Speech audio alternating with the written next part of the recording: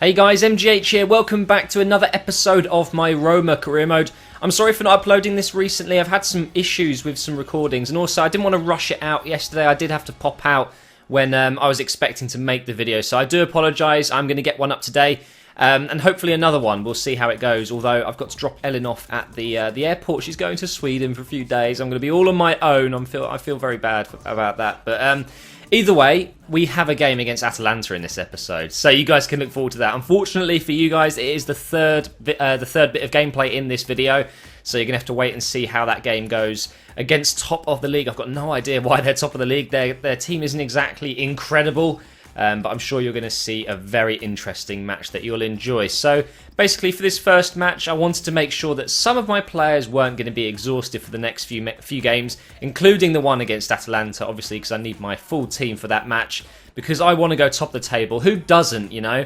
And if I beat them, maybe I will be top of the league, or maybe I won't be. Who knows how far ahead they are? I will show you the league table at some point, I'm sure.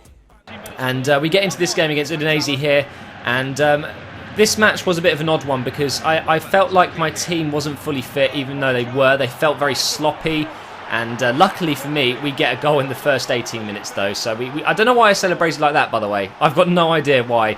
I think sometimes I just press random buttons. I mean, who else does that? Please do leave a comment. When you score a goal, are you one of those guys who does the same one every time? Or are you someone who just mashes a bunch of buttons? But anyway, I think the reason my team felt really lethargic is because maybe I wasn't playing my best team. You know, I am having to use, I don't want to say my slower players because they're not exactly slow, but they're not. I've got a first team who are, you know, very balanced. They've got lots of pace, or they've got lots of strength. You know, I felt like this team I put up against Udinese here, bar a few players, was pretty much my strong team that were not exactly pacey on the ball. But it didn't really matter because I was 1-0 up all the way into the 62nd minute here, and then a lapse of concentration. I have no idea how I managed to do this every single time. I just have this moment of stupidness where I just want to smash the ball up, you know, get rid of it, get it out of my half. And look at that, that clearance went straight to his chest. He chests it down, passes it up to his striker, and it's an easy finish. And there you go, 1-1. So I needed to get back in this game ASAP, and that's exactly what I was trying to do here. Literally straight from the kickoff here, we're passing it to D'Alessandro. It's a lovely pass into Laic here, and this is a splitting pass. I leave it for Florenzi, and there you see another great finish by Florenzi. He's scored a couple of those kind of goals where he drifts in from that right wing and he smashes it into the corners. He is a great player, and I've got to say, guys, when I do the squad report, you're going to see his stats have improved massively. One of the fastest growers in my team, which is definitely a good thing because you could argue my wingers aren't as strong as the rest of my team, especially now that Gervinho's gone and I'm having to use D'Alessandro basically and Caprari out on the left. Definitely a position that maybe I will be strengthening when we get to the window. But we did hold on in this game. We did hold on, and they're all booing Udinese. They didn't get the victory they needed there, clearly, but Roma were too strong. We were too strong. And now we can move on into the next game against Torino, and we are on a win streak right now. We're doing so well. We haven't dropped many points recently, and you can see in the bottom right there, we are level on points with Atalanta. So, providing we win against Torino here, it might be that game against Atalanta decides who is top of the table for the near future anyway. It could be that I can go 3 points clear, or 3 points behind them, which will be disheartening, that's for sure. But look at that. Just look at that pass. It is insane. Grenier, I'm just going to go ahead and say this. I mentioned that he's, you know, quickly becoming one of my favourite midfielders in this game. His passing is on par with Pirlo, if you ask me, in this game. I mean, Grenier for me has become one of my favourite midfielders just purely because of his long passing abilities. You know, L1 triangle or L1Y is very strong in FIFA 14, but with Grenier, it's basically overpowered. It really is. He finds players every single time with so much curl. And talking of overpowered, I have no idea how Strootman scores this goal. If you'll see in the replay, it's just one of those goals where the game seems to just help you with some really weird physics. You'll see I chipped the ball here, which I didn't mean to do to him.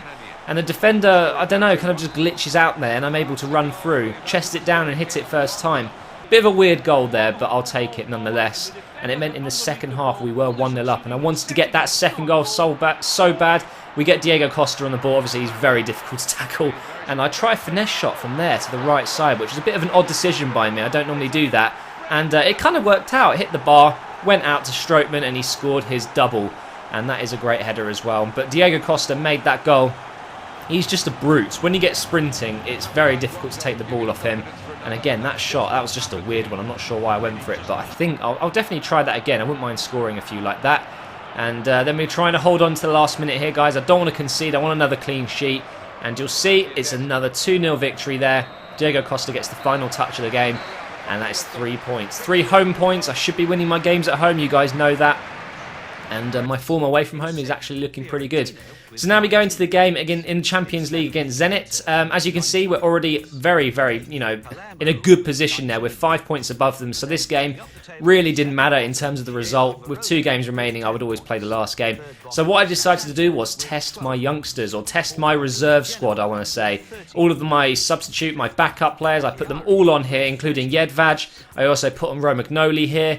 And what you're going to see as I go through all my team here is the depth in squad. The squad depth I have is just incredible. I really have set up a very good squad, I think, that can compete even when they're not my full first 11.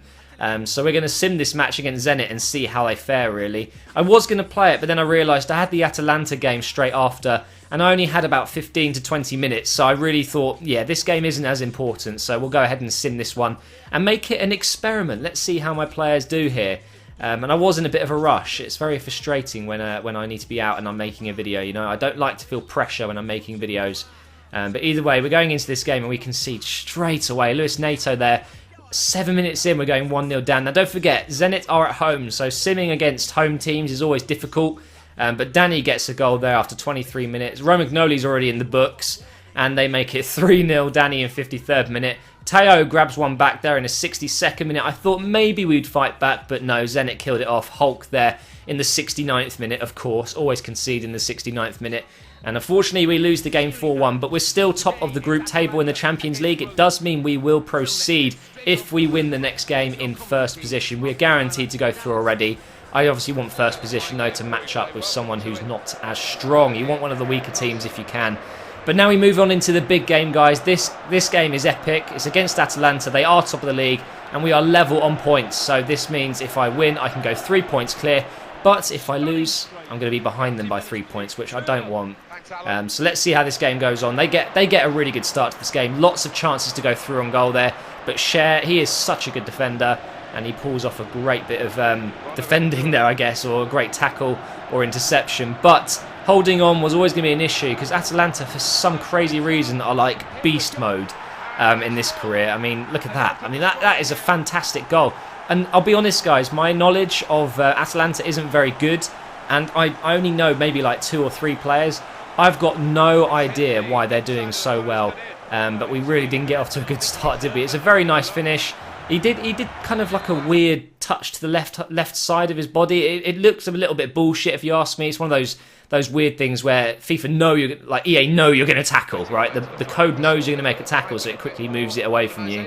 Very frustrating, but I was playing second best. They deserve to be 1-0 up at this point, but I wasn't taking that. Diego Costa finds some space out on the right wing there, and he pulses it into the bottom left corner. Is that the right word, pulses? I don't think you can really use that. But it was a pulsating finish. How about that? That's much better. And then we went into the second half, 1-1 at the moment. And you know what's going to happen, guys. I'm going to get back into this game. There. Oh, no, we're not. No, we're not. It comes off the post, of course. Just my luck against top of the league. But that's okay. We're going to get some more chances, hopefully. Let's see what happens here. Passing it back up to Costa. I did my own cheeky little sideways move there. And I am going to hit this one as well, but I went the wrong way. I don't know why I went near post. It was such a bad decision. Will it bite me in the arse? We'll see.